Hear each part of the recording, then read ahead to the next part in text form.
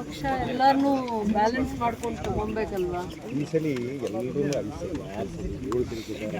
ತುಂಬ ಜನ ಇರ್ತಾರೆ, ಎಲ್ಲರನ್ನೂ ಬ್ಯಾಲೆನ್ಸ್ ಮಾಡಬೇಕಾಗತ್ತೆ, ಅವ್ರ ಸೇವೆನ ಗುರುತಿಸ್ಬೇಕಾಗತ್ತೆ.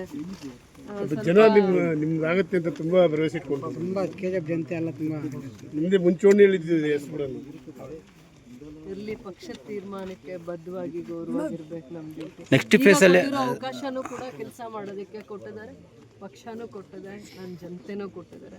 ನಾನು ಜನತೆ ವಿಶ್ವಾಸದಲ್ಲಿ ಇದ್ದೀನಿ ಅನ್ನೋದು ನನ್ನ ಕೆಲಸ ಆಗಿರ್ಬೇಕು.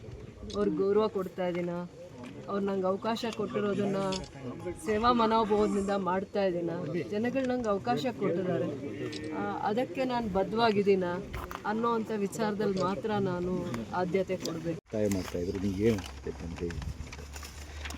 ಸರ್ಕಾರದ ಹಂತದಲ್ಲಿ, ಪಕ್ಷದ ಹಂತದಲ್ಲಿ ತೀರ್ಮಾನ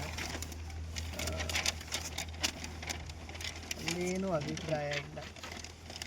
ಮೇಡಮ್, ಈಗ ರಾಮಲಿಂಗಾರೆಡ್ಡಿ ಅವರು ಇದು ಮಾಡಿದ್ದಾರೆ, ಅಪ್ಪ ಅವ್ರೂ ರಿಸೈನ್ ಮಾಡ್ತೀನಿ ಅದು ಮತ್ತೆ ರಾತ್ರಿ ಓಕೆ ಅಂದರು. ಹಿರಿಯರಿದ್ದಾರೆ, ಅದೆಲ್ಲ ವಿಚಾರ ಪಕ್ಷದಲ್ಲಿ ಹಿರಿಯರನ್ನ ಕರೆದು ಮಾತಾಡುವಂಥ ಒಂದು ಸಂಸ್ಕಾರ ಇದೆ. ಅವ್ರ ಹಂತದಲ್ಲಿ ಮಾತಾಡ್ತಾರೆ.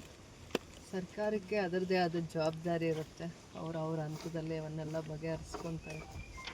ಕೋಲಾರ ಡಿಸ್ಟಿಕ್ ಏನಾದರೂ ಸಿಗುತ್ತಾ ಮೇಡಮ್? ನೆಕ್ಸ್ಟ್ ಫೇಸಲ್ಲಿ ಕೋಲಾರ ಡಿಸ್ಟ್ರಿಕ್ಟ್ ಮಂತ್ರಿ ಆಗುತ್ತೆ ಸಿಗುತ್ತಾ ಮೇಡಮ್? 100% ಸಿಗ್ತದೆ ಮೇಡಮ್. ಜಿಲ್ಲೆಗೆ ಸ್ಥಾನಮಾನ ಸಿಕ್ಕಿದ್ರೆ ನಮಗೂ ಗೌರವ. ಭಾಳ ಜನ ಹಿರಿಯರು, ಅನುಭವ ಇರುವಂಥವ್ರು ಇದ್ದಾರೆ. ನಮ್ಮ ಜಿಲ್ಲೆನೂ ಅಭಿವೃದ್ಧಿ ಆಗಬೇಕಾಗಿದೆ.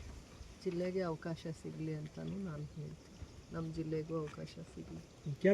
ಕ್ಯಾಬಿನೆಟಲ್ಲಿ ಒಬ್ಬರು ವುಮನ್ ಇಲ್ವಲ್ಲ? ನಮ್ಮ ಪಕ್ಷ ಜವಾಬ್ದಾರಿಯಿಂದ ಕೆಲವೊಂದು ನಿರ್ಧಾರಗಳು ತಗೋತಾರೆ. ಆ ನಿರ್ಧಾರಕ್ಕೆ ಬದ್ಧವಾಗಿ ಗೌರವವಾಗಿ ನಡ್ಕೊಳ್ಳುವಂಥದ್ದು ನಮ್ಮ ಜವಾಬ್ದಾರಿ.